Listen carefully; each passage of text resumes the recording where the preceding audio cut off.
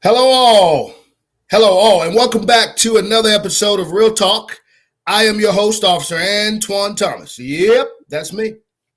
Look, we have been in that political series, and we took a break for a while because we had some great successes and we had some losses, but that's what happens in the world of politics. But I have a great man on with me again, and the Real Talk listeners and family and everybody that views, you know who this gentleman is. He is a candidate, and he did very well. He actually came out on top, but his opponent did ask for a runoff election, so he obliged him.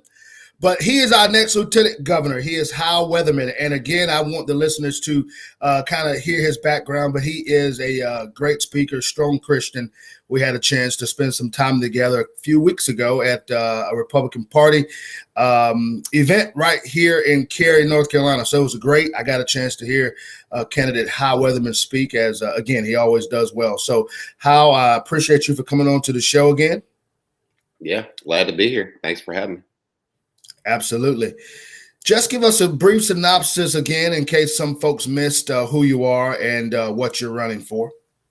Well, I'm Hal Weatherman. I'm a Republican candidate for lieutenant governor. Been at this now for 15 months. My wife and I started this journey almost exactly 15 months ago. And in that time period, we've gone to all 100 counties around this great state. We actually went to 35 counties 5 times or more. Went to 10 counties 10 times or more. And so extensive travel over this time period. And we were in a primary. We were the first place finisher in an 11-man field. We won on election night. We won 62 of the 100 counties. We garnered 181,000 votes. And yes, you mentioned I am in a runoff. In North Carolina, runoffs are not automatic like in other states. In North Carolina, it's up to the discretion of the person who finishes in second place. They get the option. If none of the candidates in a 3 or more candidate field clock 30% of the vote, which we didn't in an 11-man field, that was near impossible to do, then that person has the right to call for a runoff. So he did call for a runoff, which is May 14th, and early voting for that has already started. It's going on right now. And the man that that called for the runoff on election night, if you throw out all the candidates that were defeated that night and just isolate his performance versus my performance, we defeated him in 80 of the 100 counties, and we defeated him by 34,000 votes. So, with that said, we have not taken our foot off the gas. Have been on the road nonstop every day, and we'll continue that all the way through election day, trying to give us a really good shot to win this thing. But I'm 54 years old, been married for 20 years to my wife, Shelly. We have 3 kids, all 3 teenagers. My oldest is in college. He's home now from college for the summer, thankfully. Just came home. And my other 2 are teenagers in the home, very active. One's a little girl dancer, and one is a baseball player. And so we're just one big happy family. And we live in Wake Forest, North Carolina. It's a beautiful thing. Listen, Hal, I can speak for you. I know you are tired. You have not stopped. I probably look tired. I am tired. I'm not gonna lie to you. But you know what? That tells us you are in the battlefield, and definitely keeping up with you on Facebook. You are exactly that's truthful. We're seeing you all across the state, and I can tell you it's a lot of work, and you know that. But for everybody else, it's a lot. So continue to pray for every candidate around the country, but exclusively for Brother Hal Weatherman as he travels the dangerous highways. Yeah, thank you. And I will say, yes, absolutely, that I'm sure when the runoff is over, you'll be able to at least breathe for a little bit to get regrouped and reset. Yeah, runoffs are hard. Say it again, Hal. I'm sorry. No, runoffs are hard. I don't think people realize how, we campaigned 15 months in the primary, and then you have an extra 60 days where you basically have to cram a 15-month campaign into 60 days. There's not enough time.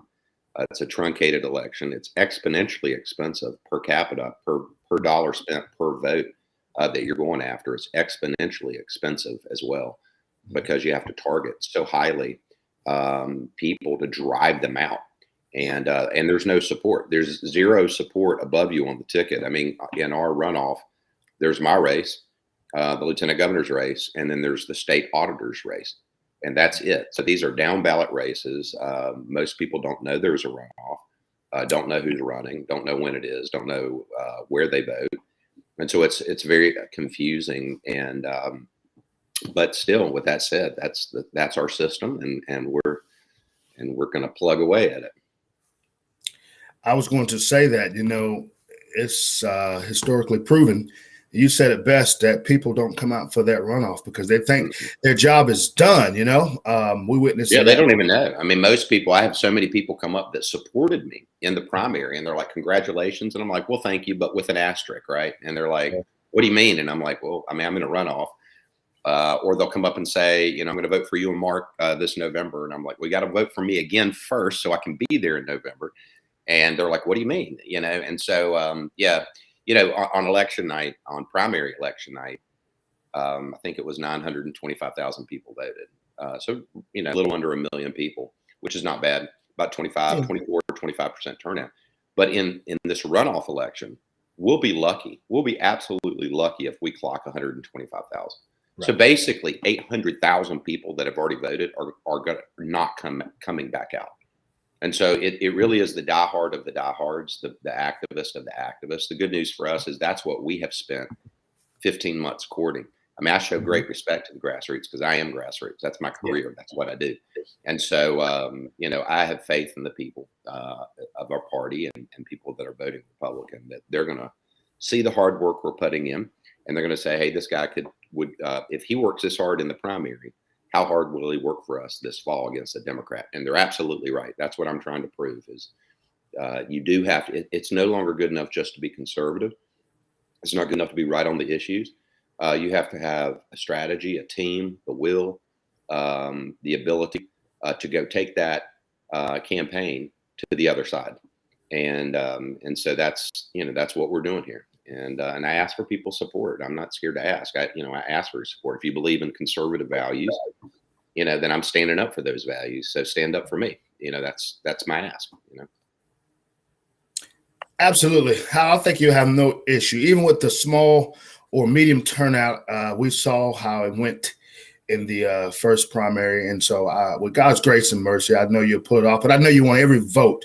And please, you're right. Get out and vote, everybody. Matter of fact, how I plan on doing that today or tomorrow, cast my vote, and you already know where that's going to lie. And so I'm just glad to have you on. Again, I don't want to belabor the time, but I do want to talk about specifics. I know in our last time, we just had an opportunity to just let you really hone in on your platform, and I appreciate you for doing that.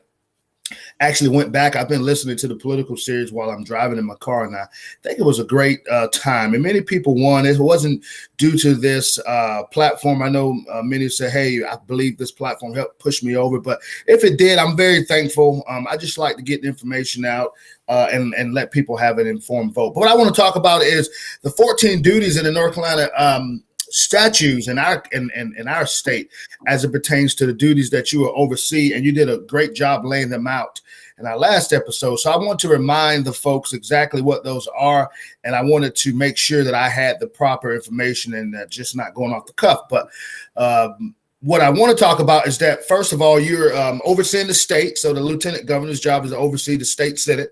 He is the president, sort of how the vice president of the United States will operate. He or she is that casting vote that can, decide or sway. He or she also leads, or we're going to just say he because we're talking about Hal Weatherman. He leads the energy, education, the military affairs, domestic violence, which definitely I'm concerned about being a law enforcement officer. I did that for 2 years at the sheriff's office. So I know that's very important. We already know you're pro-police and you want to see that you're pro-military. So those are going to be great jobs for you. Then it says, and more. Citations. Then it talks about the lieutenant. And again, for all the listeners that are listening, you can go to the Lieutenant Governor of North Carolina's website. Just Google however you want to put it in. It'll populate and come up. But what I want to talk about here says that the Lieutenant Governor shall serve as the President of the Senate, like I talked about, and these are laid out, shall maintain an office in Raleigh and open all business days, which I know Brother Howell, he doesn't live far away from Raleigh now. I know Lieutenant Governor Mark Robertson, everybody knows his hometown is Greensboro. So I our next lieutenant governor will have a shorter trip when he decides to take him a little vacation. Unlike Biden, he's not going to go all the way to the beach. He's going to go about 15 to 20 miles away from his. I promise you, I'll be the first one in the office every day. And anybody that knows me knows that's true. Yes. Because I get up very early. I believe that.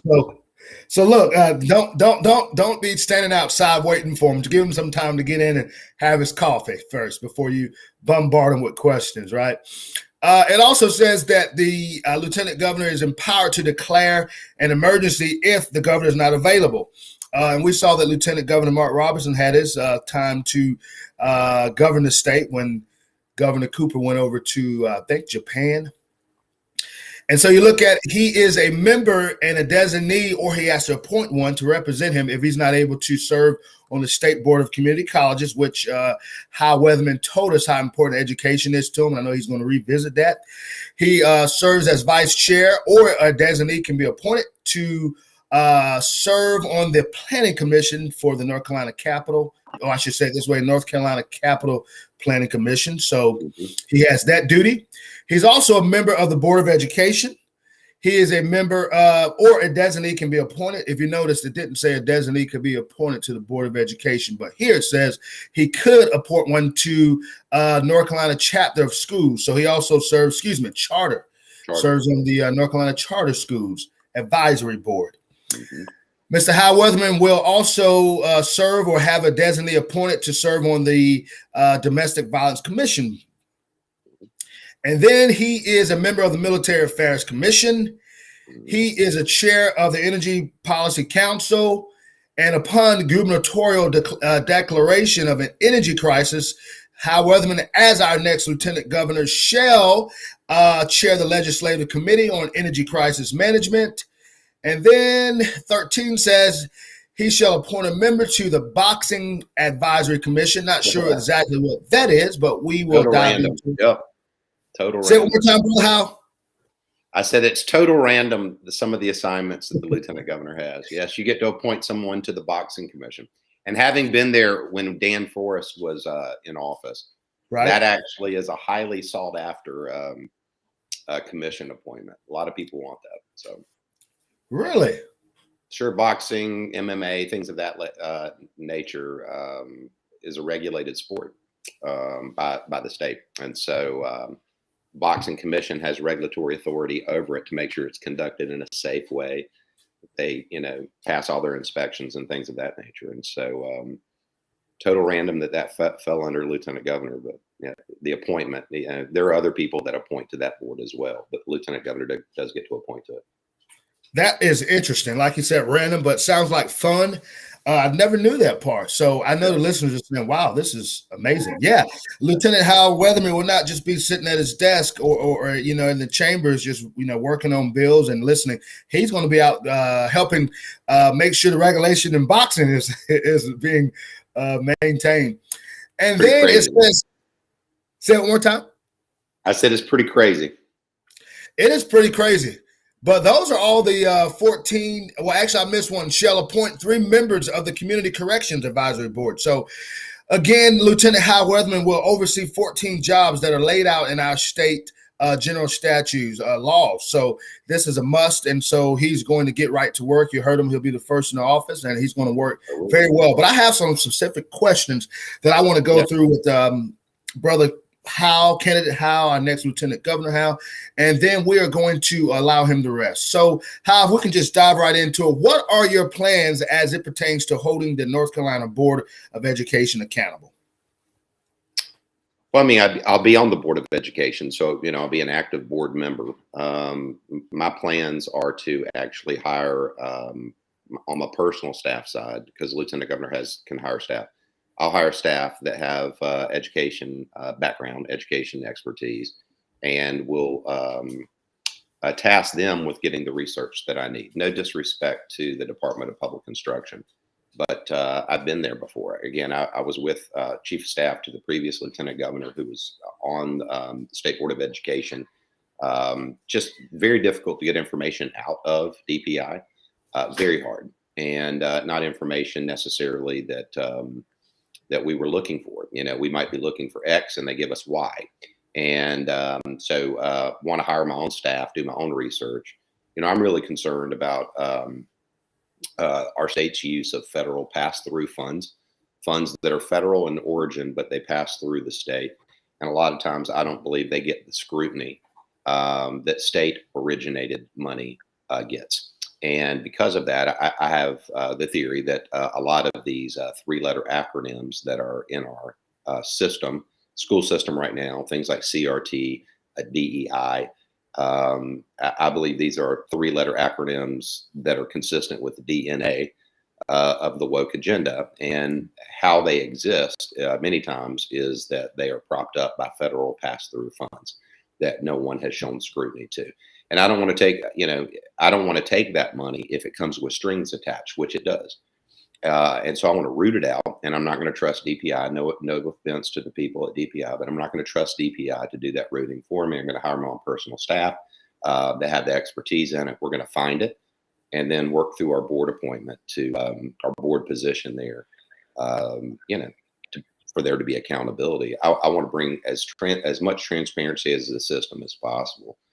You mentioned earlier one of the duties, either I appoint someone or serve myself on the charter school advisory board. I'm absolutely going to play that role. I'm a huge proponent of school choice. I served on the startup board of a very large charter school now, where one of my sons go. And we have, I think, 1,900 students now, but I was on the original board back when it was just an idea. And so, I'm going to use that board position to help grow the charter schools and give them the support they need. And if you talk to the charter school community, that has not always been a smooth sailing in their relationship with the greater DPI structure.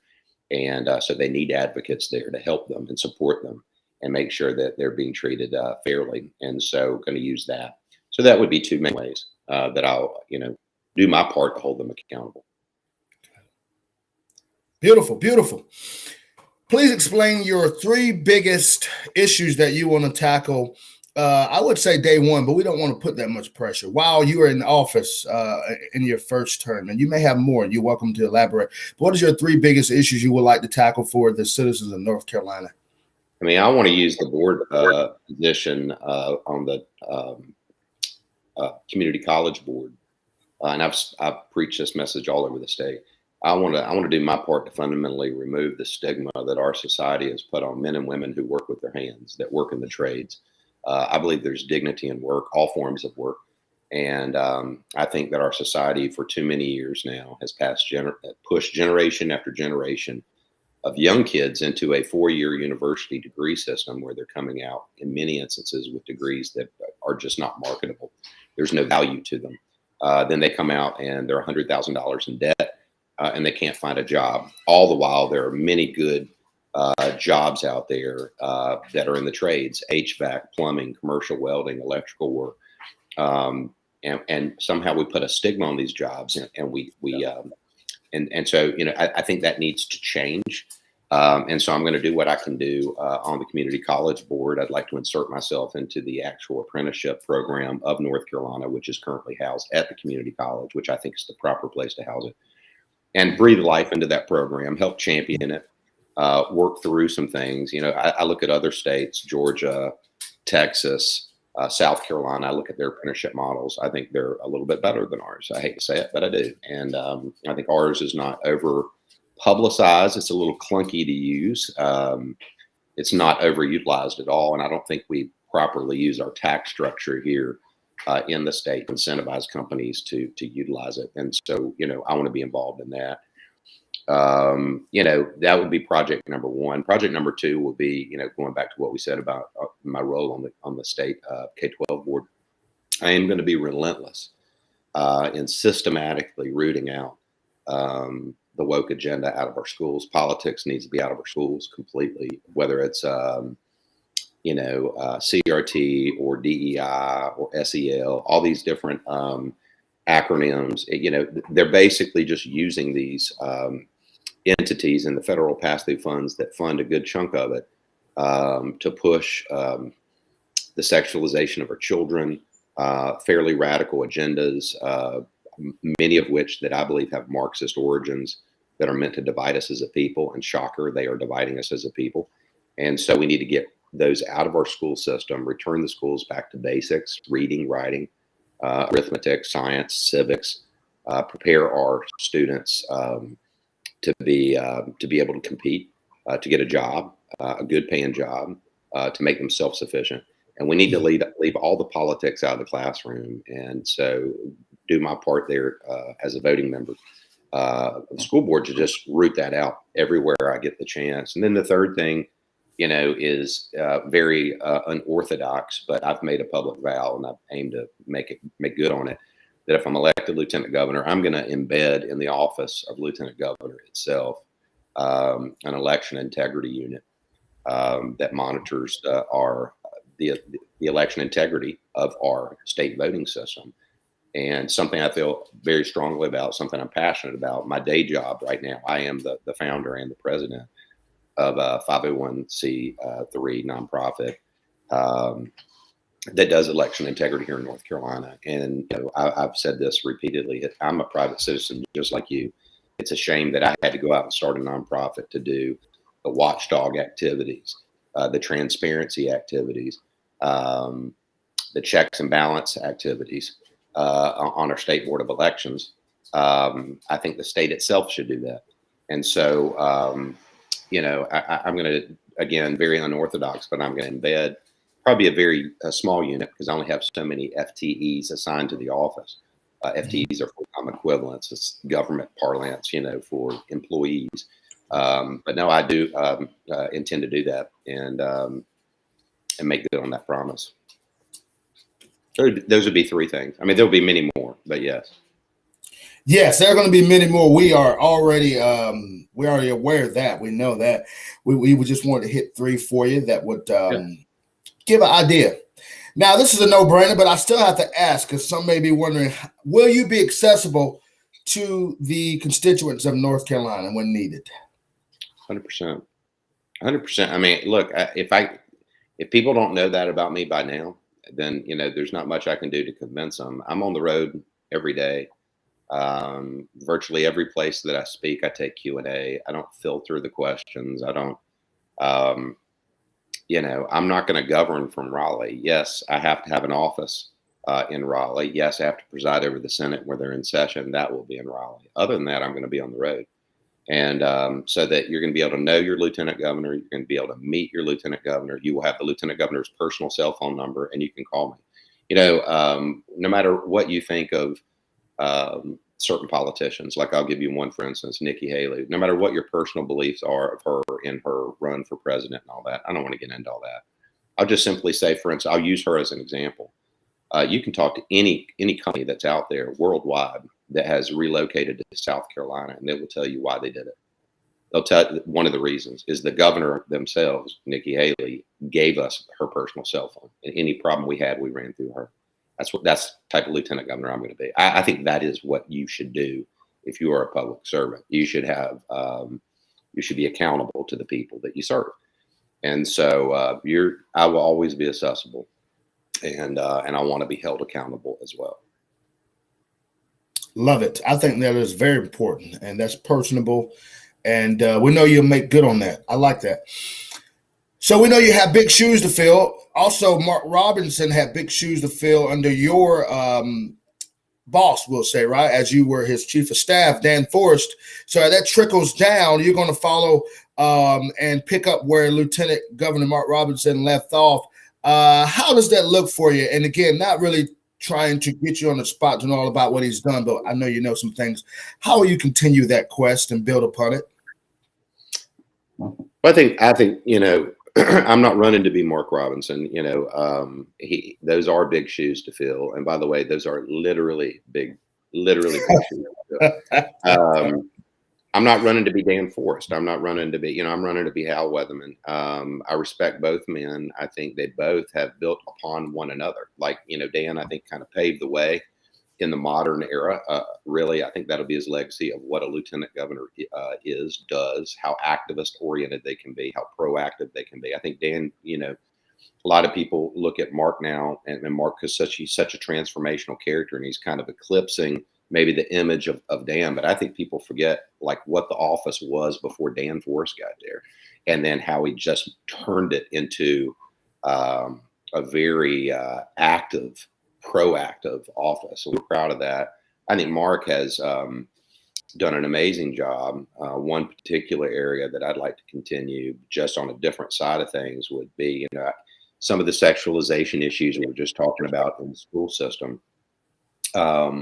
and the inappropriate material that was being taught. He set up that task force where it enabled parents from all over the state to feed into that data, the information that they have of what was happening in real time in their classrooms that otherwise someone in Raleigh wouldn't know. And I thought that was brilliant. And I thought he did a really good job on that. The purpose of that, obviously, was to start the process of fighting against the woke agenda in the classroom, get politics out of the classroom. I'd like to build on that and start adding the legislative tools necessary to root out those ideologies out of our school system. Keep that information flow coming that he set up, but actually take it one step further and now start getting into it and taking it out. A surgical removal of that type of ideologies from our school systems. And so I'll continue on that. The other thing directly related to Mark is not him as lieutenant governor, it will be him as governor. I want to be there to serve with Mark. We don't run as a ticket. We're not like the president, vice president. We do run independent of one another. However, I've publicly said that if Mark wins, that I will, as much as he will have me, as much as he desires to have my assistance, I would like to assist him. I'd like to force multiply for him in any way possible to help him carry out his agenda. Because I believe in Mark. I endorsed Mark early in the process. Mark actually endorsed my campaign for lieutenant governor last week, which we were happy with and thrilled with. And so, I'm very excited about that. But no, you're right. They're both big shoes to fill. They're really good men that I think have now breathed life into the office of lieutenant governor, whereas for years it was somewhat looked down upon. And, I had a man tell me the other day, there's just no power in the office of lieutenant governor. Like, why would you want to do that? And I'm like, actually, the two board appointments, State Board of Education and State Board of Community Colleges, are exactly the board appointments that I need to serve on to do the things I want to do to help our state. So actually it has all the power that I need. That's all I'm looking for. I'm not running for lieutenant governor because I'm power hungry. I want to do my part to fight back against some of the things that I see happening in this country. And I think that the lieutenant governor role serves me well to do that. Absolutely. As I sit and ponder over the two candidates that are left, and you and your opponent, I'm drawing a blank for just a moment, Forsyth County, the DA there. With that. Sorry. That I know you. I know you're not. What I want to say about him is that I think I'm not sure why I haven't spoken to him. Why didn't he seek the office of Attorney General with all the experience he has there? And I can tell you, as a PBA member, I served on the board for many years, and we endorsed him several times, Jim O'Neill. And I personally would tell him this, and if you're listening, I'm not sure exactly why you wanted the lieutenant governor's race, being that Hal Weatherman has, of course, he just talked about how well Dan Forrest led, but it had to have some inclusiveness with Hal Weatherman being the chief of staff. He played a lot into that. So you're looking at a man whose resume is built on that platform. So why not choose, and I'm talking to all the listeners who are still deciding, Hal Weatherman. He has experience. He can get in there on day one and get back to work and get things again where they're left. He can pick them back up. So it's a no-brainer. But I think it's a choice that people should not spend a lot of time wondering over. But again, and Jim O'Neill's right. He has served in the justice system, and I think a role for you, Jim, would have been still to seek the Attorney General's office. And I know it wasn't pretty when you first ran, but I think that was more appropriate for you. And this would have gave some space. And honestly, we wouldn't be here today. Hal Weatherman would have already won his primary. But either way, I want to throw that out. Yeah, I mean, it's we don't do coronations in this state, so it absolutely is every man or woman's right to run as long as they're legally eligible to run. my gut is, and I don't want to speculate about anything. My gut is when Dan Bishop entered the AG race, the Attorney General race, you saw a clearing of the field, so to speak, to where all other candidates kind of got out. Sure. And so don't know if that's what my opponent his original aim was. My gut is it was, since he ran for it before. But again, that too is telling, right? I'm running for the Lieutenant Governor office. It was my first choice. It's not my second choice. It's not my backup job. It's not my backup position. I'm running for this job because I like the responsibilities it does have. And I want to use those responsibilities to accomplish very specific targeted goals. And so, but I welcome, like I said, I welcome all opponents, the runoff opponent. That's his right to seek it. So, but we aim to win with people's help and God's help. I love it. Just had to share that with the listeners out there. I only have 2 more questions for you. Yep. Before the tragedy happened, which I'm about to speak on, I formulated these questions, and I already know, and I knew where you stood with public safety. And I just can't leave it here in our state because this has went nationwide. Everybody's aware of what we just experienced in Charlotte-Mecklenburg Police Department. And as a 14-year law enforcement officer, I can tell you I've served many warrants with many people. Matter of fact, I served 2 years as a domestic violence deputy, where I went in and served DVPOs, and I also had to evict people out of homes. And so I can tell you I've been in a few bloody fights. I'm not saying that to be some brave guy. I wasn't by myself, but what I can tell you is this is a very dangerous job. We are aware of it. We talk about it. I preach it. I've done an episode on all the fallen law enforcement officers, which I'm about to revisit again. We are now, at one point, we were 51 deaths in the whole entire nation. I believe now we're sitting at about 56. With that time a couple of days ago, we were 16%. It was a 16% increase of deaths compared to last year. And so, what I'm obviously building up to say is we saw a very senseless crime, a gentleman who had no right owning guns and who was already charged on those particular matters, which is why he had the fugitive warrant. And for many who don't understand, when the U.S. Marshals are involved, whether they have their task force, which is made up of different police departments, because the feds don't they don't have enough deputies or marshals around the country. So obviously they supplement through the police departments around the country. And so these gentlemen were also working on the task force under North Carolina Department of Public Safety, along with Charlotte Meck.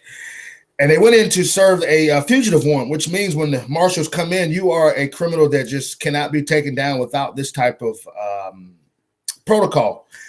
And to see what we saw, there's tons of videos out there and everybody's aware, but to see what happened in our state, matter of fact, probably the first or the second deadliest police involved shooting in our nation. We saw what happened to Dallas, Texas, which that was a day we never want to revisit. And of course, our state has revisited this again. And if I can be honest, Candidate Hal Weatherman, our state has been making national news for bad reasons. We saw where the gentleman slapped the teacher in Forsyth. We saw where the young man was expelled from school for calling illegals, calling the folks illegal immigrants. So our state is under great scrutiny and pressure, and this question is very befitting. What are your plans, or I should say, how important, and I know this, but the listeners need to know, how important is public safety to you, Candidate Hal Weatherman? I mean, it's exponentially, right? I mean, without living in a safe, secure community, state, country, everything else falls by the wayside. I certainly support our law enforcement officers, men and women, our dispatchers, everybody, all the ancillary support staff around them. Coincidentally, just so you know, he was not involved in this, but, we were talking about Dan Force a few minutes ago. Dan Force's brother, Greg Force, is the former U.S. Marshal from Charlotte, from the Western District. Wow. So he was U.S. Marshal, not a deputy. He was the chief U.S. Marshal for Western District of North Carolina under Trump, who was a Trump appointee, and then prior to that under Bush Jr. And he was also on the fugitive task force for years.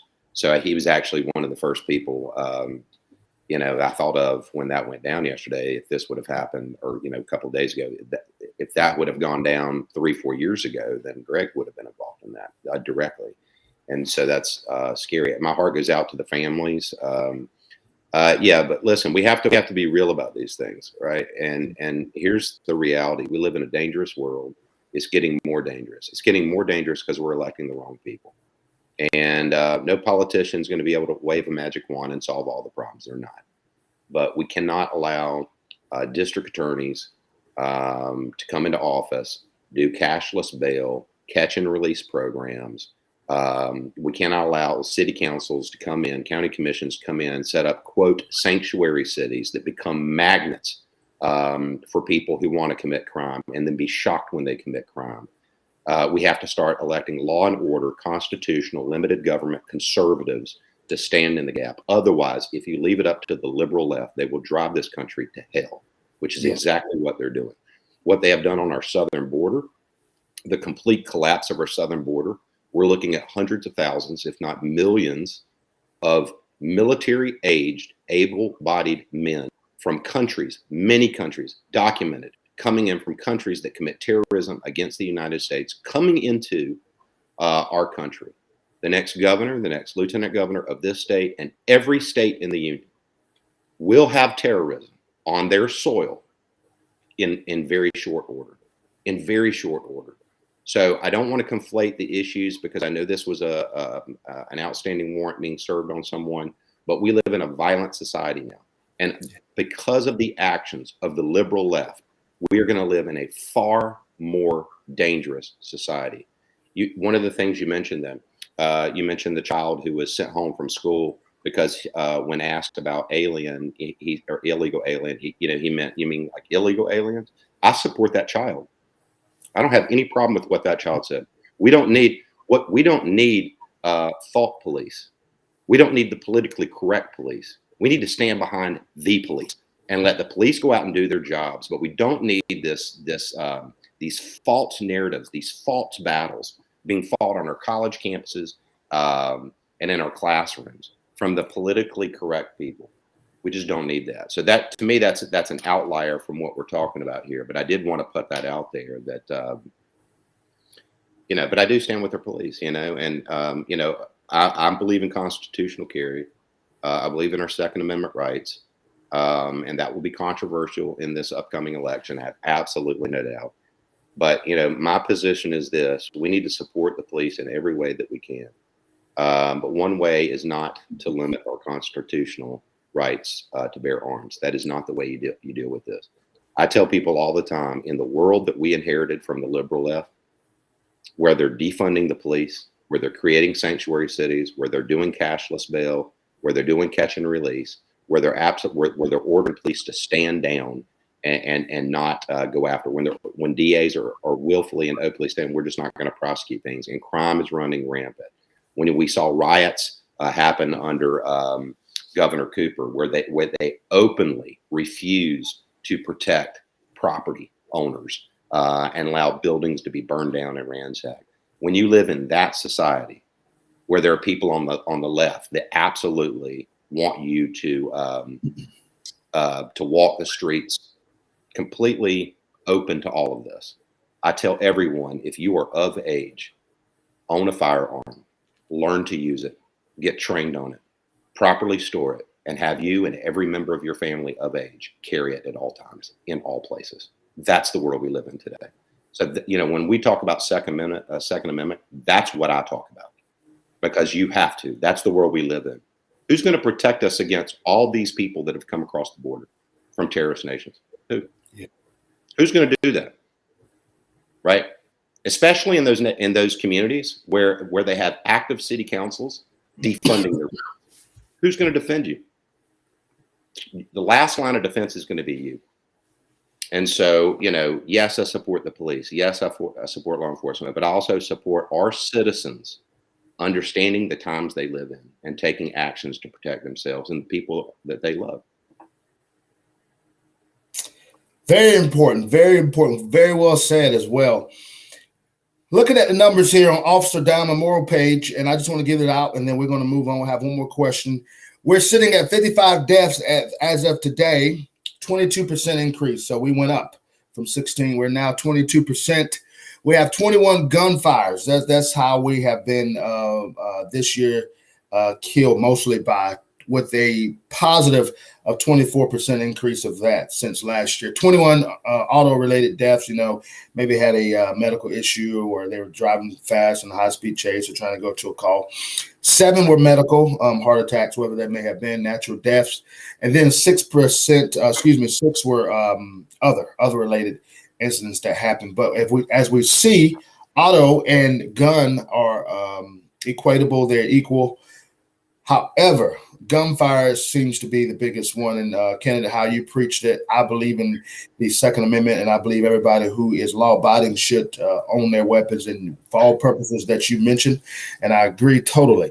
So what I want to just mention real quick, and this, Lieutenant Governor Mark Robinson just implemented the Medal of Valor for the public safety law enforcement for men and women who have done outstanding within their agencies, whether they save lives or they just have went above and beyond. And I love that. I champion that. And as a person serving on the campaign, I really love that. Go ahead, Hal. I'm sorry about that. No, I think it's great. I think it's great what he is doing.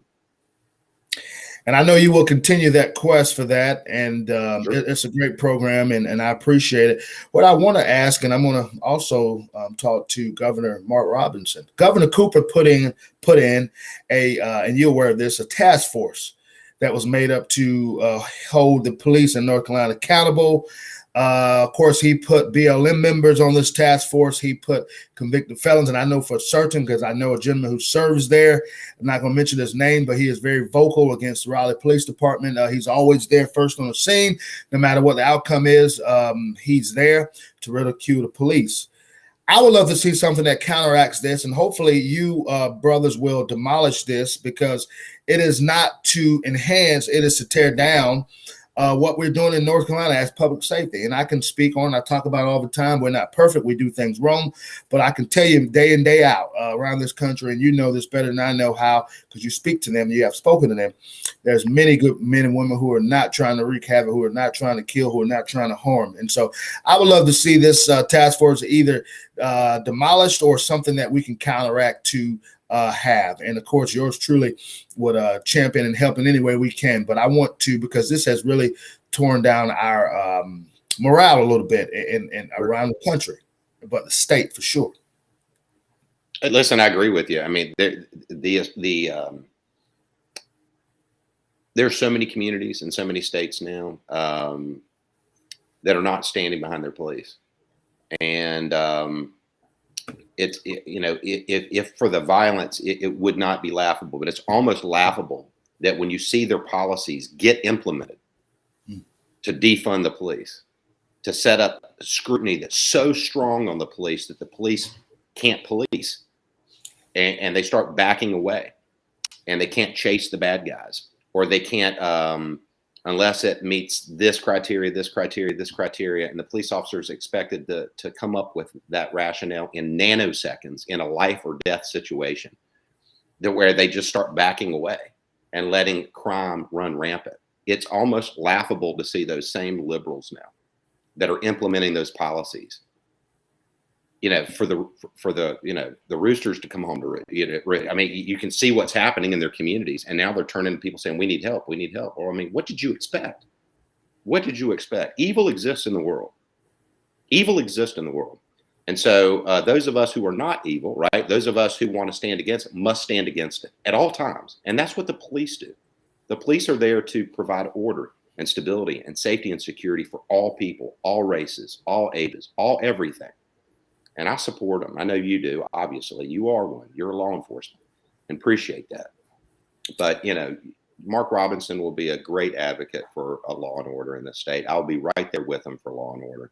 One thing I heard Mark just say this the other night, and, one thing that he could do as governor is to utilize the National Guard when necessary. We watched Governor Cooper basically sit back impotently and do nothing, while Antifa and Black Lives Matter, Inc., and all these different groups basically torched several of our cities and just did nothing. And that is disgusting. It's disgusting to all law-abiding people. It's disgusting to all the business owners that had their businesses destroyed, absolutely destroyed. Their life savings go up in smoke, and just nothing. And the governor at any time could have called out National Guard, could have mobilized them, activated, provided security, protected property and lives. And I just know with Mark Robinson, with Hal Weatherman, obviously, but definitely with Governor Mark Robinson in control, we're just not going to see that kind of lawlessness again. We're just not. We're not going to see it. We're certainly not going to appoint task force and have these same people that are looting and rioting be a part of the task force monitoring the police. Are you kidding me? Unbelievable. Thank you. Yeah. Yeah. Thank you. Thank you for that. And I do, and I know you, and guess what? We're going to be right there to remind, but I know you all have, you'll have a lot of things on your plate, and I know you'll get to that. It's very important because what I saw when that happened, and I'm going to tell you, being inside of it, Candidate, how we have been not only under scrutiny, but even the way that we are hired now. You're talking about they're going back and digging up stuff that didn't even make a difference. I'm talking from the pettiest thing that a person who would in a normal job would not even have had looked at. And these are guys who are served for many years and they try to transition over to a new police department and they're digging up stuff at the AG's office. It is unbelievable. And that's one of the reasons why many are not going to talk about it, but that is another reason why we're seeing a low increase in staffing, because they can't hire men and women, or they're disqualifying them due to something very minor, because they believe if this person get in this particular profession of law enforcement, someday they're going to shoot an unarmed black man with no statistics, with no background saying the same.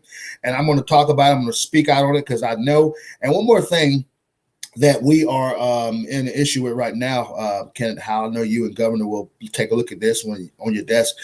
The North Carolina Training and Standards Commission is backlogged with approving, I'm talking about pre-service law enforcement officers. So I have a buddy right now who is currently working at one agency. He's ready to transition. The agency is ready to take him on, but Training Standards is holding up the background due to their backlog. It's not just them sitting around.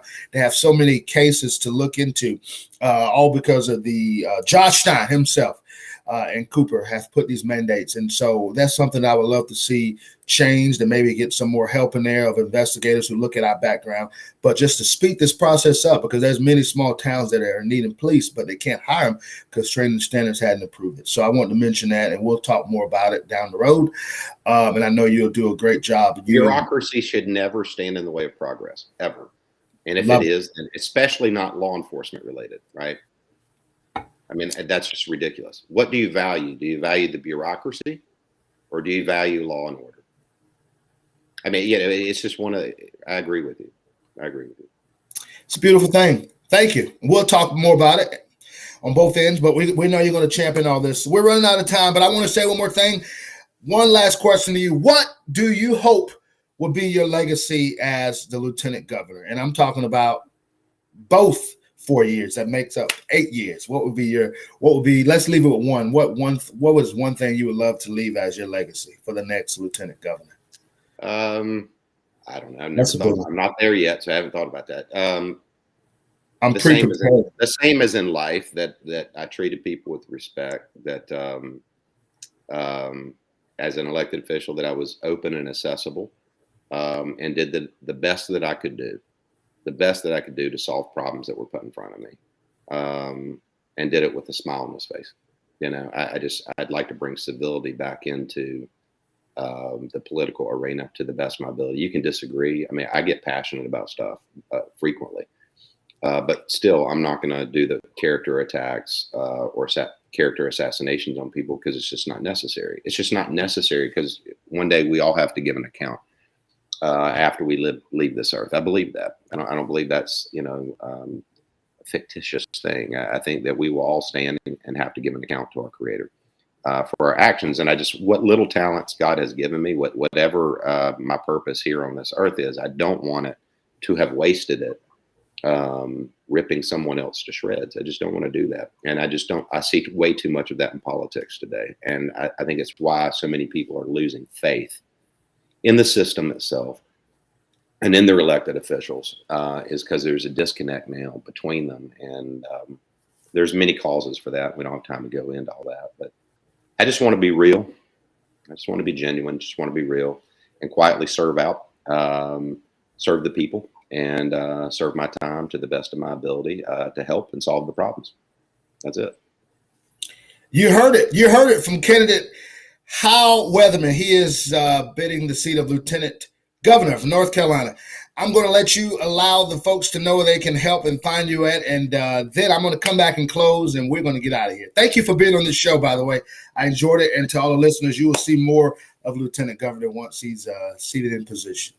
Thank you. Just remind people to go out and vote. May 14th is the runoff election. Early voting has already started. No matter where you are in the state, you can vote right now.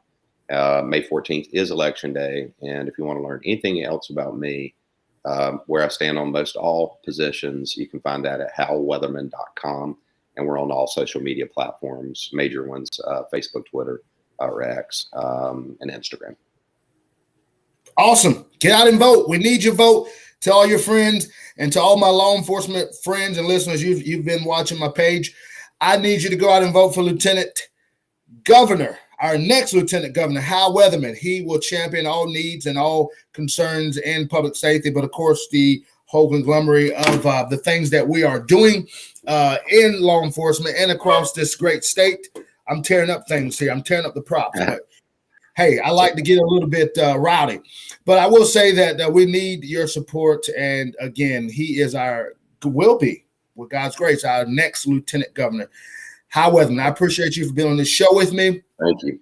Thank you. As I always say, thank you. No problem at all. And definitely thank you for coming on. You could have said, you know what, I've already kind of reached where I need to reach. And that shows we'll come back anytime. Anytime you'll have us, we'll be back on. I enjoy it. You better believe it. I enjoy this too. I don't even want it to end because there's so much more and you have a great deal of knowledge, but we can only hold so much in. But I want to say to all the listeners, continue to reach one, teach one, and God, please continue to bless the men and women that are serving in blue, and to my brothers and sisters right here in North Carolina, in Charlotte specifically, if there is an issue that we have to undertake, and I pray even from the chief and to, I'm going to call her name out because it's very important we do that. She is the police chaplain in Charlotte Mech. Her and I spoke last night, and I want to say a very special prayer for Chaplain Pleasant because she has one of the most hardest jobs, and she's already started doing those the other day, making those calls to the families who their loved one did not come home. Her and I spoke last night, and what she told me was to hear the wives and the mothers of the deceased just screaming on the phone when they got those calls. She says she can't even sleep at night. I pray that God gives you peace. And I can only imagine if that you're going through this, the chief and all the administration in Charlotte Mech are having some time. And I pray that God would bring peace and give you a good night's rest to regroup. And to every law enforcement officer serving in Charlotte Mech, I pray that you also find peace and sleep. And then people who are making up the DPS and the U.S. Marshal's office, pray for all of you. And Lord, please continue just to keep us safe. And to our men and women that are serving in our United States Armed Forces, we ask that you continue to stay safe, and that God will grant peace to Israel. And someday we will all live in complete harmonious, and that may be when we get to heaven. Well, not maybe, that will be, but we have got to get back to allowing God, and Candidate Hal Weatherman speaks on it all the time, and so do I. God's got to come back into the center of this country. Until we meet again, until we do it again, you have been listening to Real Talk. I'm your host, Officer Antoine Thomas, and you have been listening to Candidate Hal Weatherman. We'll see you next time.